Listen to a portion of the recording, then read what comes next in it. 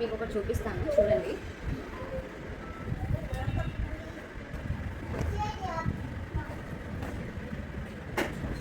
Hi friends,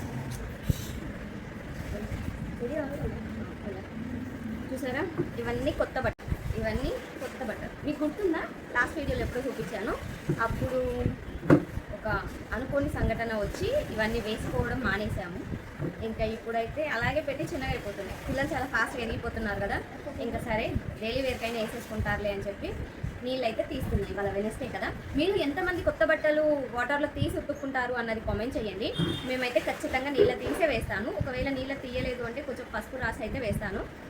నీళ్ళు ఎందుకు తీస్తామంటే ఎవరెవరో ట్రయల్స్ వేస్తారు కదా, ఇప్పుడు మనమే చూస్తున్నాం కదా, యూట్యూబ్లో కూడా రివ్యూ ఇచ్చే వాళ్ళు వేసుకొని చూపిస్తారు. అది వాళ్ళు ఏం ఉతికివ్వరు కదా, అలాగే మనకి ఇంకొకరికి వచ్చేస్తుంది.